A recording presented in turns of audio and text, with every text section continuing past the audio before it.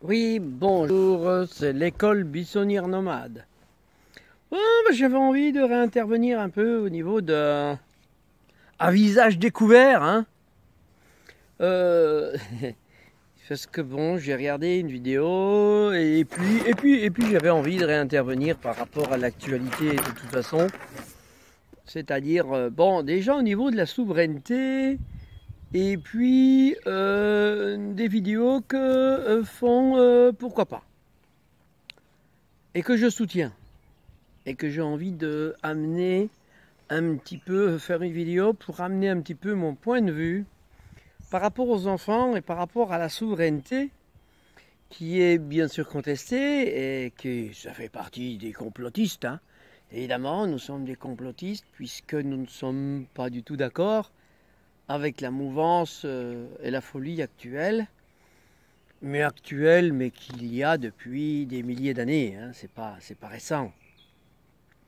Ça fait des milliers d'années que nous sommes dans un monde de folie, hein. L'humanité, je l'ai déjà dit, je crois, dans une autre vidéo, mais je posais souvent la question aux gens, je dis, pourquoi quand il y a un humain qui passe en dessous d'un arbre où il y a un singe dessus, le singe va se gratter la tête comme ça, il va se gratter comme ça, il va faire comme ça quand l'humain passe en dessous de lui.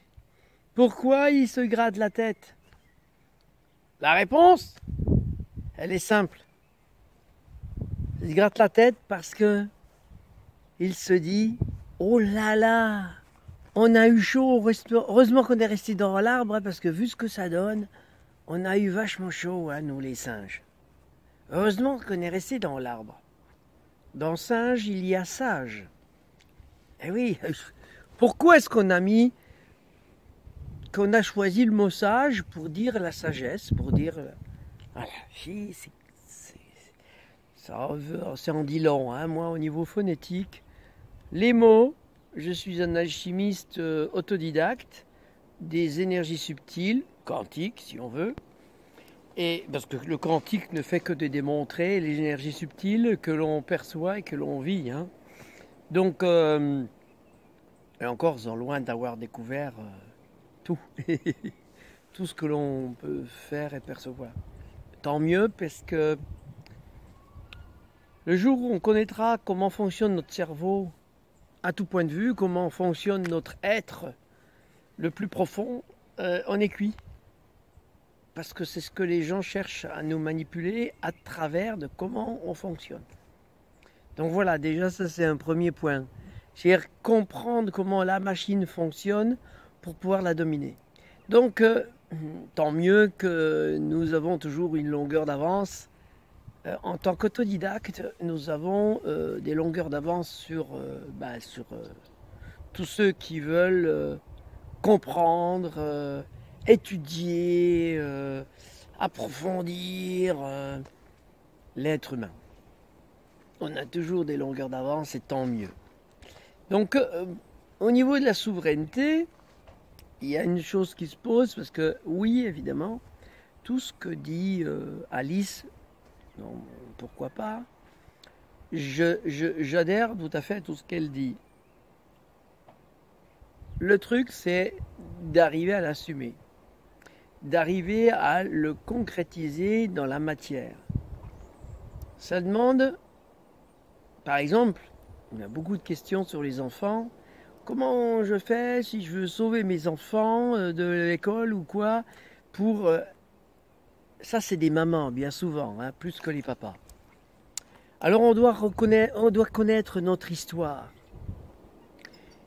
Beaucoup de gens ont occulté l'histoire et ne veulent plus regarder en arrière.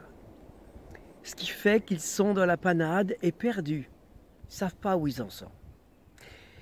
Donc, qu'est-ce que c'est que l'histoire? Qu'est-ce que nous enseigne l'histoire? L'histoire nous enseigne que pour garder des êtres en esclavage, la solution est de s'en prendre à leurs enfants.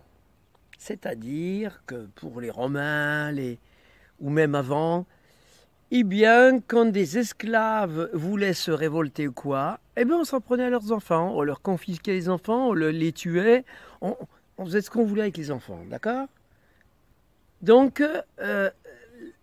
aujourd'hui encore, eh bien, un pouvoir, quel qu'il soit extérieur, qui va avoir le pouvoir sur les autres, va s'en prendre soit aux vieux parents, soit aux petits-enfants. Donc, eh oui, ça c'est le pouvoir sur autrui, vouloir le pouvoir sur les autres, donc ne pas être souverain, hein, parce que quelqu'un qui désire avoir le pouvoir est pas dans la souveraineté, il est tout sauf dans la souveraineté. Donc, ça veut dire quoi? Ça veut dire que un parent, une maman ou un papa, aujourd'hui, en 2021, et ça fait depuis longtemps que normalement les choses devraient être faites, mais il y a une personne qui a été beaucoup critiquée, c'était une de mes, on va dire, c'était pour moi un guide dans ma vie. C'est Françoise Dolto. Jacques Salomé était aussi un autre guide pour moi. Et voilà, donc bien sûr, j'ai vu dans les commentaires qu'il y a une personne qui dit qu'il faut aller voir un psychiatre, hein, parce que les gens deviennent fous, enfin, que c'est de la folie de vouloir écouter des gens comme Alice. Alors, ben oui, il faut aller consulter, n'est-ce pas? La personne qui dit ça doit aller consulter. Elle parle d'elle. Pourquoi? Mais parce que tous les psychiatres aujourd'hui, vont vous dire, si vous allez consulter un psychiatre ou quoi, va finir par vous apprendre à vous détacher de vos enfants. Non pas pour les abandonner, non pas pour pas s'en occuper. Non, c'est s'en détacher. Arrêtez d'être des étouffeurs d'enfants. Arrêtez d'être des parents qui étouffent les enfants, qui veulent trop faire pour leurs enfants, qui les empêchent de vivre et d'expérimenter la vie. Eh ouais, dans le pire des cas, une personne adulte qui est parent et qui veut être souverain ou souveraine va devoir aller jusqu'à abandonner l'idée d'être propriétaire de ses enfants. Ce qui veut dire qu'elle accepte que ses enfants puissent un jour peut-être être confisqués à sa garde. Pourquoi? Puisqu'elle est jugée par les êtres de pouvoir extérieur non souverains que la personne est folle et ne peut pas assumer la garde de ses enfants. Donc, je dois aller jusqu'à accueillir cette possibilité-là dans mes tripes. Parce que c'est le lâcher-prise sur ce que je ne peux pas lâcher prise. Je veux continuer à protéger mes enfants. Donc je ne vais pas lâcher prise sur le fait de dire que je peux les perdre. Et le fait de vouloir protéger mes enfants, coûte que coûte, finit toujours par qu'on enlève les enfants à la garde de la personne. Pourquoi? Parce qu'elle a fait toutes les erreurs qu'attendait le pouvoir pour confisquer ses enfants. Puisque, en fait, cette personne est dans la guerre, dans la résistance, et non pas dans l'existence, et non pas dans l'assurance intérieure de ce qui peut se passer. Donc c'est là que les personnes perdent leur pouvoir intérieur souverain. C'est quand on agit sur l'émotionnel et sur l'appartenance. Par exemple, des enfants qui m'appartiennent en je suis ma maman, je suis la maman, je suis le papa, c'est à moi de les défendre. Si on veut faire du mal à mes enfants, je suis prêt à me sacrifier. Or, dans la nature est bien faite, heureusement, sinon on ne serait plus là. Eh bien, nous avons une très grande résilience, normalement, qui fait que eh bien, on va privilégier une maman qui se voit en danger, peut aller à la mort, c'est-à-dire elle peut détourner l'attention des chasseurs, par exemple, hein, le pouvoir, pour protéger ses petits. Mais elle ne va pas rester avec. Elle ne va pas rester avec ses petits. Hein. Elle va les abandonner, en fait, ses petits. Et peut-être se sacrifier, elle, au tir des chasseurs.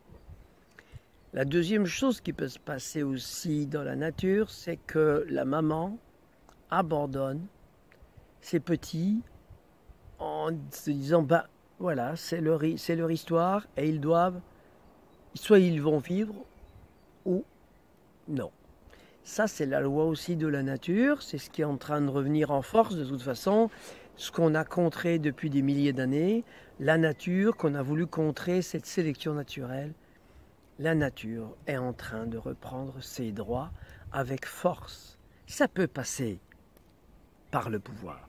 Je ferai une vidéo après sur la loi du paradoxe et je vais l'approfondir avec vous pour bien comprendre ce qu'est cette loi de paradoxe.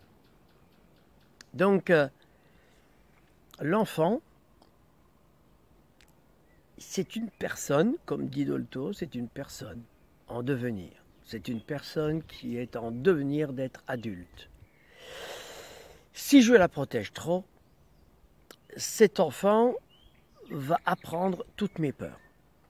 Parce que je la protège trop. Donc, je vais lui donner toutes mes peurs. Cet enfant ne saura pas se débrouiller, il sera perdu dans cette vie d'adulte. Maintenant, si cet enfant, je le laisse au maximum se débrouiller, je lui apprends à se débrouiller. Je lui apprends depuis tout petit à se débrouiller. Pour que le jour où peut-être je dois l'abandonner,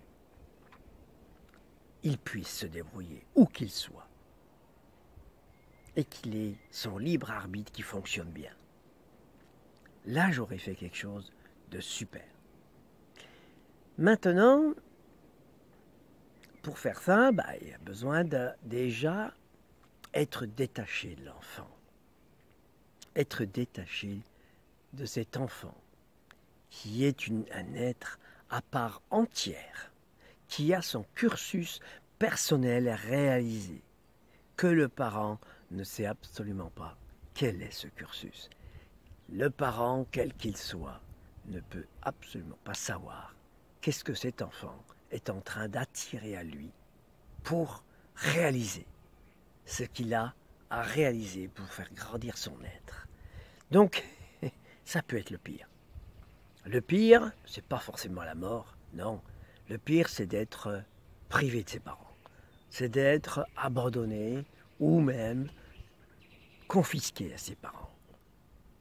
Ça veut dire que cet enfant qui est confisqué à ses parents va se rendre compte que le pouvoir qui l'a confisqué est un pouvoir néfaste. Et ça, en grandissant avec son libre arbitre, il a la possibilité de non pas juger la chose, mais de la transformer en lui pour se rendre compte et dire et penser au plus profond de lui qu'il sera autre chose que ça. Ça, c'est le chemin initiatique de chaque être humain qui est personnel, complètement personnel.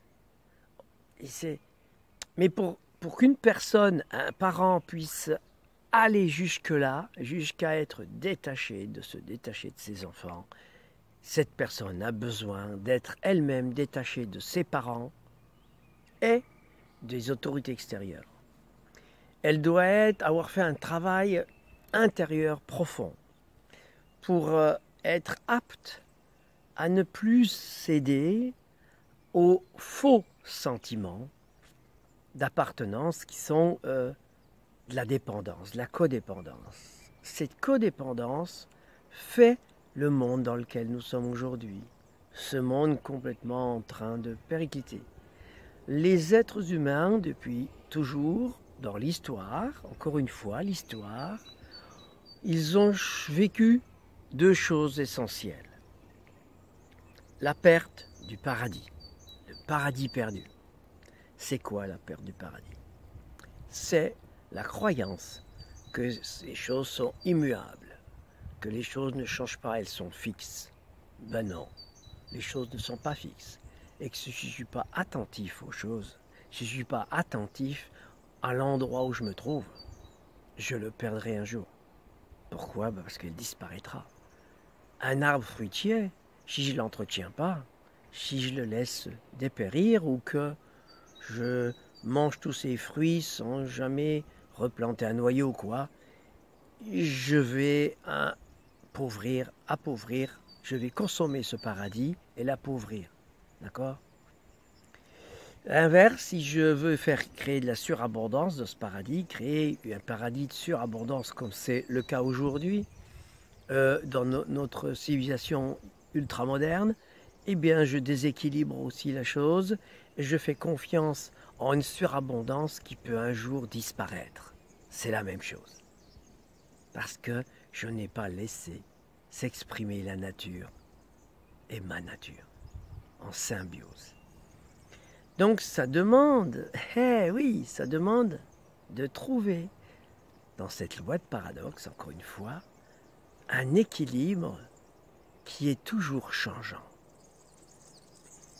Donc ça, c'est la première chose que les êtres humains, encore aujourd'hui, vivent. Donc ce n'est absolument pas résolu. D'accord ? La deuxième chose qui est importante, c'est cette dépendance, la croyance que quand on est nombreux, on est plus fort. Quand la codépendance, cette codépendance, c'est une croyance qui nous empêche d'être soi, d'être un être profond. Ce qui veut dire que, bah oui, ça fait que la plupart des êtres humains restent des esclaves d'une croyance extérieure, quelle qu'elle soit. Comme je l'ai déjà dit dans d'autres vidéos, ça peut être une croyance religieuse, ça peut être une croyance politique, intellectuelle, scientifique et dogmatique. Enfin, voilà. Tant qu'on est dans une croyance, eh bien, on est confronté à cette croyance. Et un jour, la croyance vient nous dire « Tu t'es trompé, c'était une croyance, je suis là pour te le montrer. » Alors que si je suis hors de toute croyance, tout ce que je vis, tout, absolument tout ce que je vis, est en symbiose avec ce qui m'entoure. Quoi qu'il arrive. Quoi qu'il arrive. C'est pour ça que dans le monde d'enfer que beaucoup vivent aujourd'hui, eh bien moi, je suis un homme libre qui vit ma liberté. Eh ouais, je vis ma liberté puisque je me suis détaché de tout ce monde extérieur qui, alors bien sûr, qui interférerait et qui m'empêcherait d'être. Alors bien sûr, il y en a qui vont dire, ouais, bah, il est sans cœur, il est sans âme, il est... Les gens parlent toujours d'eux. C'est justement la loi du paradoxe, encore une fois, c'est quand je suis bien avec mon être profond, que je suis bien en phase avec mon âme, et que je suis bien là, ancré, les pieds sur terre, la tête dans les étoiles. Et tout puissant. C'est dans le total lâcher prise en toutes choses, même sur mes propres enfants, que je suis tout puissant. Et que je peux aider mes enfants à être dans cette toute puissance. Voilà, ça c'est hyper important. Voilà, je vais mettre sur pause. Alors voilà, la souveraineté, eh ben c'est tout ça, c'est-à-dire que ça demande à être prêt à ne rien avoir, à être sans rien. Alors, beaucoup de gens me disent, mais comment ça se fait que tu aies autant de choses? alors que tu dis qu'on doit être prêt à n'être sans rien. Et pourtant, j'ai des choses. J'ai des camions, j'ai des... Voilà. Mais je peux avoir des choses. C'est pas parce que j'ai ces choses que je dois y être attaché. Et qu'il y ait quoi que ce soit qui arrive, je suis prêt à partir pratiquement avec rien. Juste de quoi bivouaquer et tout. Comme si je partais en montagne. Voilà. C'est donc, voilà, et là, pourquoi je voulais montrer, sur notre vidéo, on vous a montré la petite charrette là qu'on a pour mettre nos affaires, pour aller en montagne, pour aller se balader, pour pas avoir les porter sur le dos. À cette petite charrette, c'est déjà dans cette optique-là de voyager avec rien, si le contexte s'y prête. Bon, bien sûr, j'ai encore d'autres choses à faire, hein. Je suis quelqu'un qui... Donc oui, ça veut dire quoi alors avoir des choses et en être détaché? Il y a une chose qui est importante quand on est souverain, c'est qu'on a des mains, une tête, des pieds, un corps, et qu'avec ce corps-là, on est des arbres, hein, on peut avec des branches, mais qui se déplacent, qui bougent. On est des arbres, on est l'inverse de l'arbre, l'arbre immobile nous apprend à être ancré. Et nous apprenons à l'arbre à voyager, à bouger, à voyager. On est ensemble. C'est-à-dire que je voyage pour l'arbre et l'arbre fait pour moi l'ancrage et tout, et la tête dans les étoiles. Donc on est ensemble. On fait qu'un, en fait. C'est comme si on voyait deux choses différentes et pourtant on fait qu'un. Toutes choses, on fait qu'un. Donc, un être humain, il est créateur. Il est créateur, c'est un Dieu créateur, souverain. D'une manière individuelle. Ça veut dire que tout ce que j'ai créé de mes mains, je peux l'abandonner. Je peux l'offrir, l'abandonner, le vendre, faire tout ce que je veux avec. Pourquoi? Parce que je serai toujours créateur. Je peux reproduire ce que j'ai déjà créé ou faire autre chose. Ou encore créer d'autres choses. Donc ma prochaine... je voulais faire des équipements Pantone pour les camions. Vu le contexte actuel, je pense que je vais repartir sur quelque chose de mieux, qui est de faire un quad électrique autonome à pédale. Donc un vélo quad, hein, 2 places. Voilà, je vais m'amuser à ça. Donc voilà, ça c'est ma créativité, je m'amuse.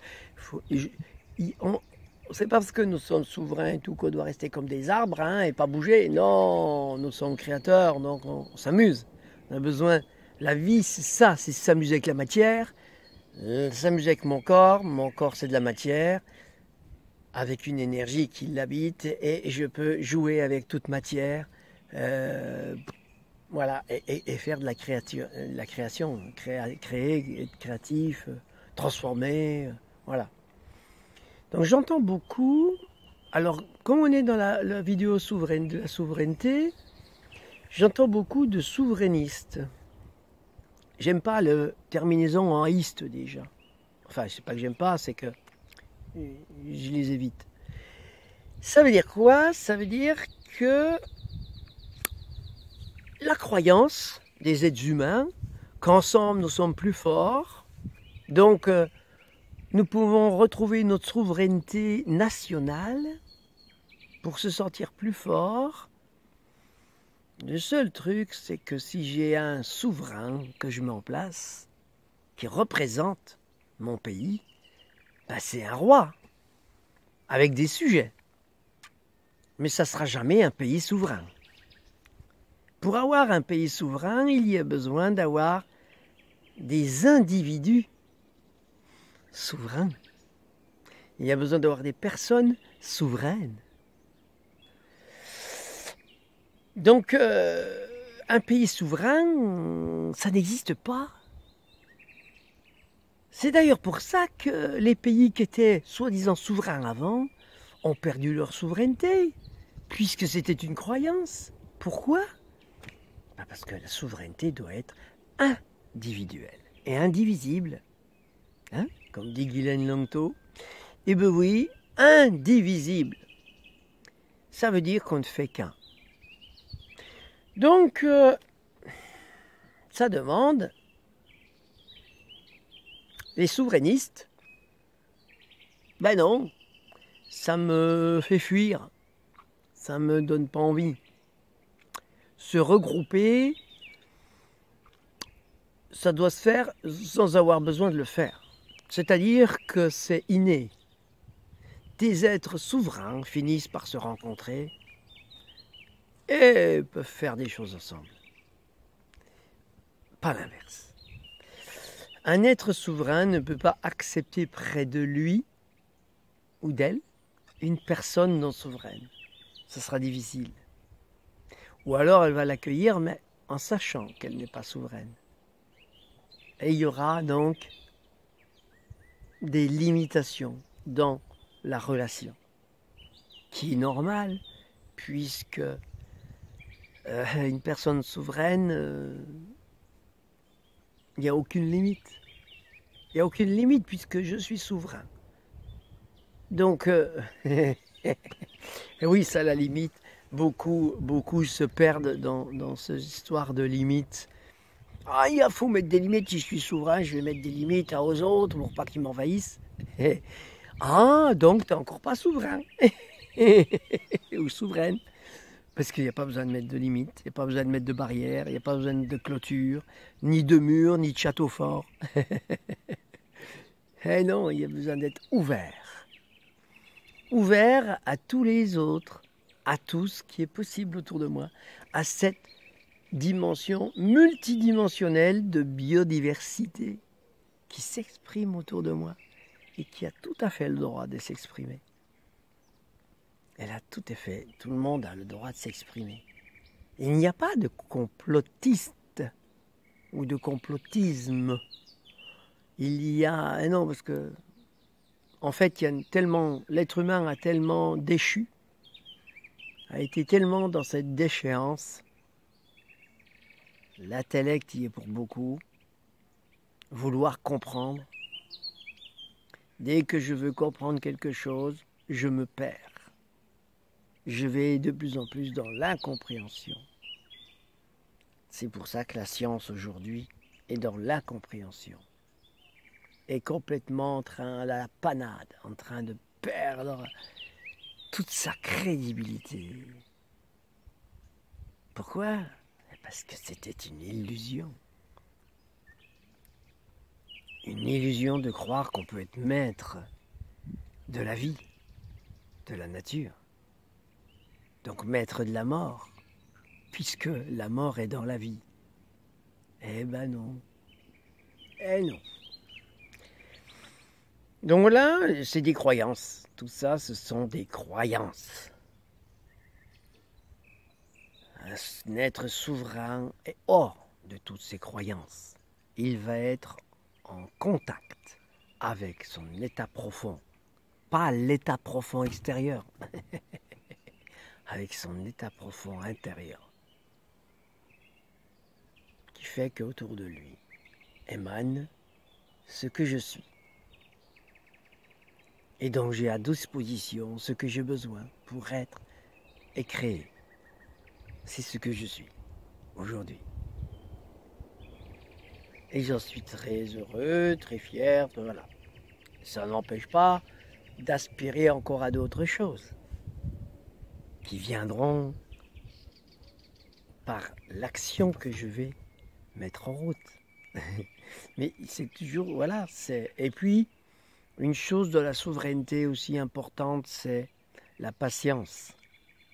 La patience. L'apprentissage de la vie, c'est de la patience. Ça demande beaucoup de patience. Si je veux griller des étapes, si je veux aller trop vite comme Macron, comme les le pouvoir remplace qui essaye d'aller vite pour prendre de vitesse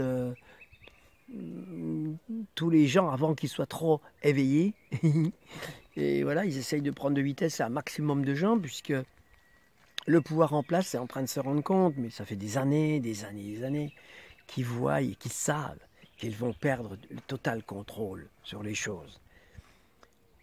Et dans cette perte, dans cet effondrement, dans cette fin du monde, parce que oui, dans les choses que l'être humain n'a toujours pas compris, c'est qu'il vit toujours une fin du monde, la peur de la fin du monde. La peur de la fin du monde, c'est l'autodestruction de l'humanité, l'autodestruction par la folie.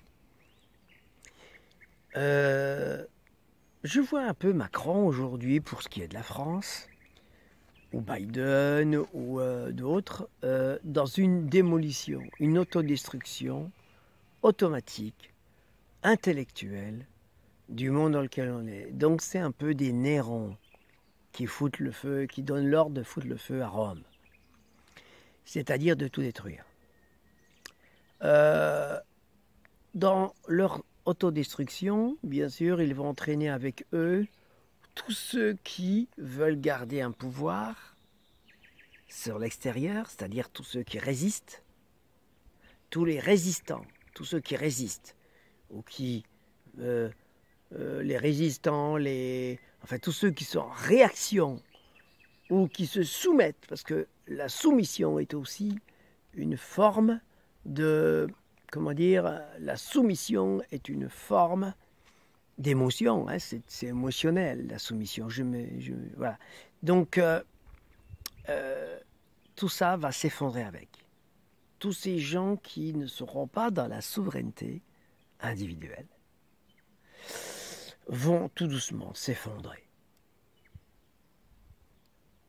Pour eux, c'est moins évident. Bien sûr, tout le monde ne va pas disparaître. Mais l'effondrement qui se produit va faire qu'il y aura des grosses pertes. Les gens vont se retrouver avec 3 fois rien, avec pas grand-chose. Et ils vont être perdus, complètement perdus, puisqu'ils auront tout perdu. C'est là qu'ils sont le plus créateurs et le plus libres, normalement. Mais voilà. Si la personne ne le sait pas, eh bien, elle sera perdue. Et là, c'est la déchéance. Ça peut être toute forme d'autodestruction qui peut y arriver. Donc, j'invite les gens à bien réfléchir à toutes ces conséquences, parce que, bon, je voulais aussi parler un peu du réchauffement climatique, qui est aussi une croyance. Hein, mais ça fait partie, donc, la croyance du terrorisme. Il y a la croyance du terrorisme, la croyance religieuse, tout ce que je vous ai dit avant, la croyance du réchauffement climatique. Ce sont toutes des croyances. Pourquoi ? Ce sont des croyances sur lesquelles on agit pour faire peur aux gens, pour leur faire n'importe quoi, pour les aider, les amener au sacrifice. Le réchauffement climatique, je ne suis pas un climato-sceptique, puisque un climato-sceptique est quelqu'un qui est sceptique sur l'idée du réchauffement climatique. Donc je ne suis non plus, je suis autre chose que ça. Il y a toujours une troisième voie, comme on dit, et ma troisième voie, moi, c'est que j'ai conscience et que j'ai le savoir qu'autour de moi, que cette planète Terre est en interaction avec toutes les autres planètes et toutes les autres exoplanètes aussi, mais aussi avec notre Soleil, avec toutes les planètes. C'est-à-dire qu'il y a des périodes glaciaires. Je veux dire, la période glaciaire que la planète a vécue, on ne peut pas dire c'est à cause des êtres humains qui étaient là, ou des dinosaures, enfin bon, en partie, si on veut, mais c'est une erreur. Hein. C'est je crois ce que je vois, mais ce que je vois peut être l'inverse de ce que je vois. J'en parlerai dans la vidéo sur la loi du paradoxe. Mais voilà, donc le réchauffement climatique, c'est une conséquence naturelle. Naturelle. Ouais, je vais dire aussi par là que l'autodestruction de l'humanité, pour celle qui aura lieu, elle est naturelle aussi. La folie de l'humain, c'est aussi quelque chose de naturel. Quand un humain n'a plus d'âme, qu'un humain a complètement dilué son âme, qu'elle l'a fait partir, qu'il n'y a plus aucune trace d'âme et de vie, cette personne va s'autodétruire. Ou autodétruire tout ce qui est autour d'elle. Donc, voilà. Oui, ça demande à... Voilà, je vais peut-être arrêter là la réflexion sur cette vidéo. Donc évidemment, beaucoup de gens peuvent dire « Ah oui, mais non, mais c'est facile de dire ça, mais moi, mes enfants, je les protège. » Quand j'entends « je veux protéger mes enfants », moi j'entends « je veux étouffer mes enfants ». Je veux les empêcher de vivre ce qu'ils ont à vivre. Je veux les empêcher de l'aventure qu'ils ont choisie pour eux. Je veux les empêcher de vivre l'aventure. Je veux qu'ils vivent ce que moi j'ai décidé qu'ils vivraient. Oh, c'est pire que les dictateurs qui veulent confisquer l'enfant à un parent. Eh oui, c'est pire.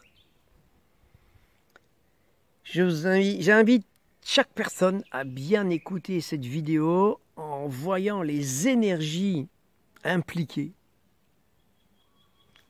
Non pas d'être dans l'émotionnel, mais de voir quelles sont les énergies qui sont impliquées dans ces configurations et dans ces croyances qui empêchent l'émancipation des esclaves.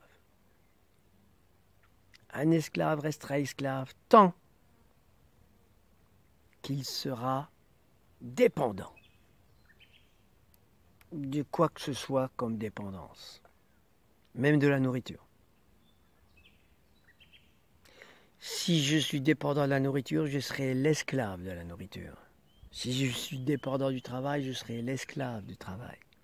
Si je suis dépendant sexuel, je suis l'esclave sexuel. Si je suis dépendant de la cigarette, je serai l'esclave de ma cigarette.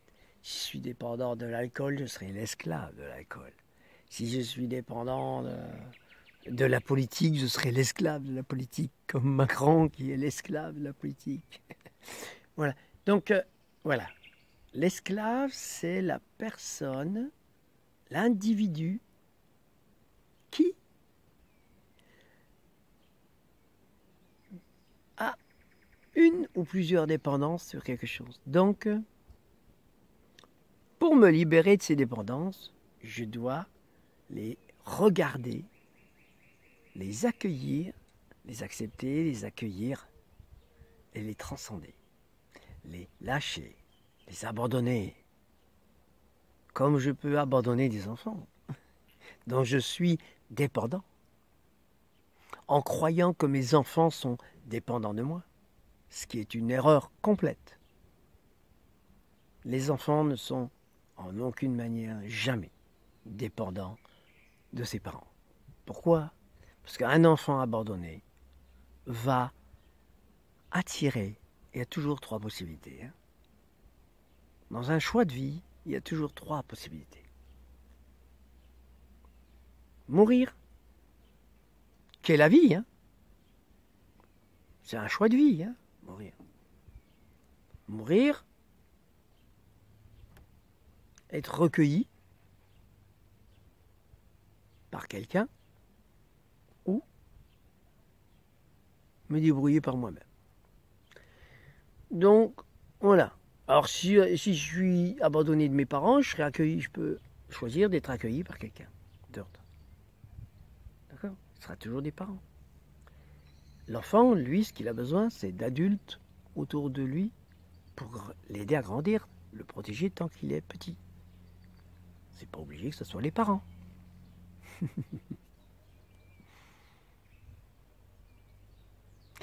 Donc voilà. J'espère que ça permettra d'avoir une compréhension différente sur comment être et comment voir les choses. Et j'espère que ça servira à certaines personnes. Voilà. Les plus éveillés comprendront. Et puis, comme je dis, hein, mes vidéos, j'ai pas énormément de gens qui les regardent. Et je suis pas là pour faire un buzz médiatique, hein, je suis là pour dire la profondeur des choses. Et c'est vrai que, comme je dis, quand je fais des serres de parole ou des serres de guérison, des serres d'écoute, tous les ateliers qu'on propose, moi et Cécile, pour ma part, moi, j'ai toujours dit, je préfère la qualité des choses à la quantité. Voilà. Et à la profondeur des choses plutôt que la superficialité. Le nombre, c'est beaucoup souvent, c'est assez superficiel. Voilà. Vouloir être nombreux devient de plus en plus superficiel. Voilà. Merci, merci.